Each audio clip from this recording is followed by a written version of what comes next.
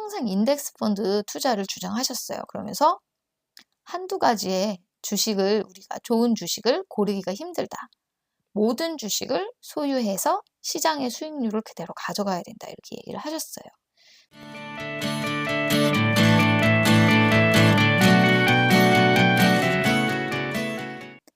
안녕하세요. 파이어에 도전하는 워킹맘 파워맘입니다. 오늘은 파이어족의 주식 투자 중에서 ETF에 투자할까요? 아니면 개별 주식에 투자할까요? 요거에 대해서 알아보겠습니다. 본론에 들어가기 전에 파워맘 채널 구독과 좋아요 눌러주시면 파워맘의 더 많은 파이어 도전기를 보실 수가 있습니다. 자, 여러분 주식 투자 수익률 어떠신가요? 안녕하신지 한번 여쭤보고 싶어요. 자, 요즘에 주가 지수들이 신고가를 갱신하고 있어요. 그래서 미국 주식인 S&P 500도 요즘 거의 매일 신고가를 갱신하고 있어서 4,000이 훌쩍 넘어선 4,185를 넘어섰습니다. 그리고 코스피 지수도 물론 신고가는 아직 조금 남았지만 거의 신고가 수준으로 몇 달, 1년 정도를 비교해보면 상당히 많이 올라있는 그런 모습을 보여주고 있어요. 지수가 이렇게 하이퍼폼하고 있는데 여러분 계좌는 어떠신지 한번 알고 싶네요. 자, 그런데 우리 워런 버핏이 뭐라 그랬어요? 이렇게 주가 지수를 추종하는 그런 거에 대해서 인덱스 펀드를 꼭 투자를 해라. 이렇게 가족에게 거의 유언처럼 남길 거라고 이렇게 얘기를 했었는데요. 버크셔 해서웨이의 그 연례 회의죠. 주주총회에서 이런 얘기를 했었는데, 그리고 실제로 내기를 하기도 했었죠. 인덱스 펀드하고 뮤추얼 펀드하고 수익률 비교를 했었는데요. 이건 제가 예전에도 한번 영상으로 다뤘던 내용입니다. 왜 워렌 버핏은 본인은 가치 투자로 엄청난 수익을 거두면서 가족들에게는 인덱스 펀드에 투자를 하라고 했을까요? 그리고 또 한 분 있죠. 바로 존 보글, 뱅가드 그룹의 창업자입니다. 이분도 항상 인덱스 펀드 투자를 주장하셨어요. 그러면서 한두 가지의 주식을 우리가 좋은 주식을 고르기가 힘들다.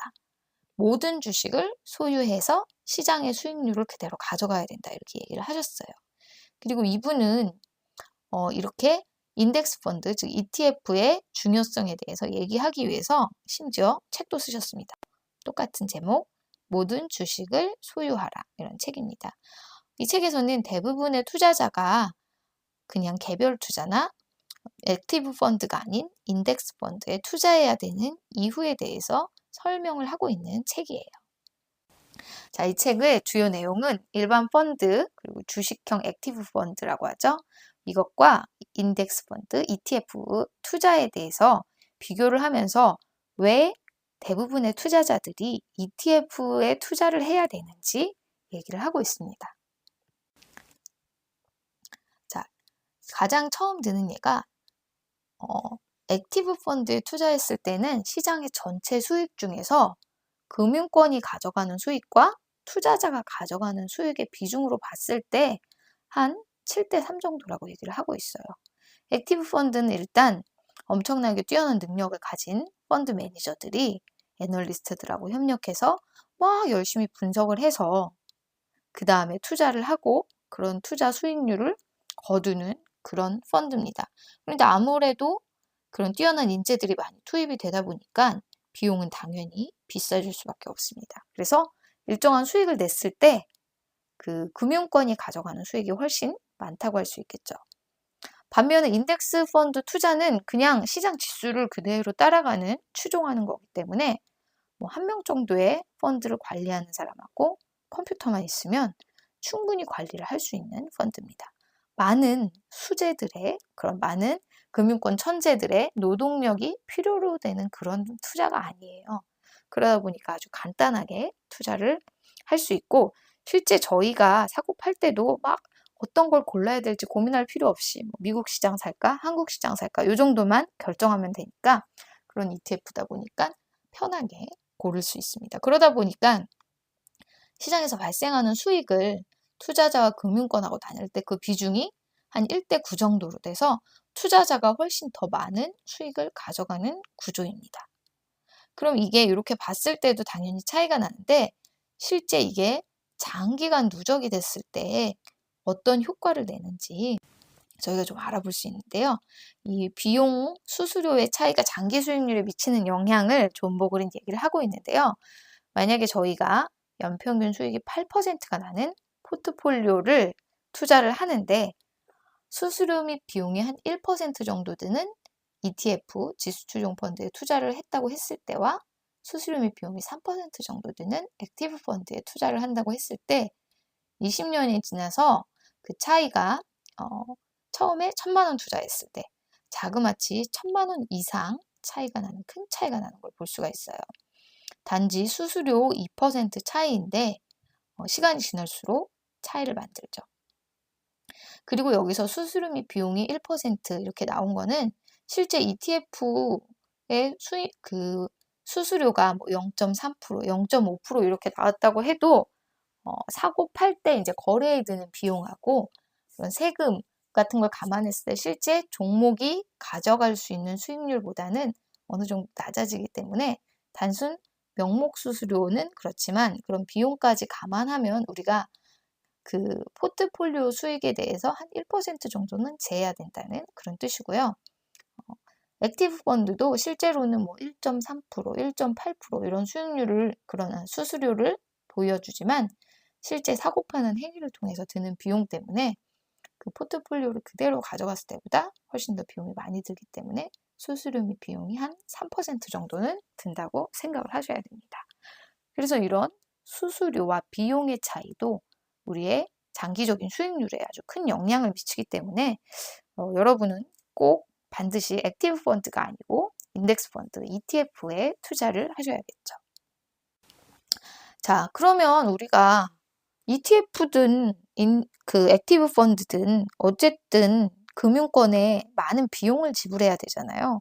그러면 뭐하러 그렇게 하나? 내가 직접 해서 수수료를 최소화하면 되지.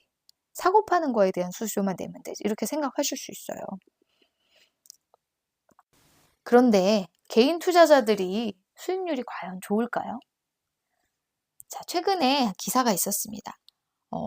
주식을 로또처럼 주린이 3명 중 2명은 손실봤다. 자, 작년 3월 이후에 코로나 때문에 주식시장이 충분히 저평가되고 싸게 매수할 수 있는 기회가 왔어요. 그래서 그때 이후로 들어오신 주린이 분들 중에서 근데 충분히 싼 시장이었는데도 3명 중에서 2명은 손실을 봤다는 거예요. 자그마치 주린이의 62%가 손실을 봤다고 합니다. 그러면 뭐 주린이들이야 62%나 손실을 볼 정도면 다른 일반 투자자들은 아니면 전문가들은 완전 투자를 잘해서 엄청난 수익률을 내겠지 하고 생각을 할 수도 있어요. 존 보글의 책에서는 MBA를 졸업한 금융 전문가들이 운영하는 액티브 펀드와 지수를 추종하는 인덱스 펀드, ETF의 수익률을 비교를 해봤습니다. 그래서 처음에는 1년 차에는 인덱스 펀드보다 수익률이 좋은 액티브 펀드는 한 100개라고 치면 한 그 중에 29% 정도, 29개 정도가 지수 추종 펀드보다는 수익률이 좋다고 해요. 그러면 뭐 한 10개 중에 3개 정도니까 내가 잘 고르면 10개 중에 3개는 되겠지 하고 생각할 수 있는데 시간이 흐를수록 5년이 지나면 그 펀드들이 또 반으로 줄어들어서 15%, 10년이 지나면 또 줄어서 9%, 20년 후에는 5%, 50년 후에는 2%로 계속 액티브 펀드가 인덱스 펀드보다 수익률을 지속적으로 좋게 내기는 상당히 어렵다고 합니다. 결과적으로는 장기적으로는 주가지수 이상의 수익률을 내는 펀드 매니저가 매우 드물다는 거죠. 워렌 버핏이 엄청 유명한 이유가 뭐냐면 장기적으로 20% 정도의 수익률을 내는데 그런 펀드 매니저나 그런 투자 기관이 없기 때문에 그런 거죠. 그러다 보니까 우리가 단기적으로는 높은 수익률을 낼 수 있지만 장기적으로 꾸준하게 좋은 수익률을 내기에는 ETF가 가장 좋은 투자가 될 수 있다고 볼 수 있겠습니다. 그럼 여러분은 어떤 투자를 하셔야 될까요? ETF를 하셔야 될까요? 아니면 개별주 투자를 하셔야 될까요? 개별주 투자가 좋을 수도 있는 이유에 대해서도 다음 시간에 한번 다뤄보겠습니다. 자, 여기까지 파이어에 도전하는 워킹맘 파워맘이었습니다. 파워맘의 더 많은 파이어 도전기를 보고 싶으신 분들은 구독과 좋아요를 눌러주세요. 감사합니다.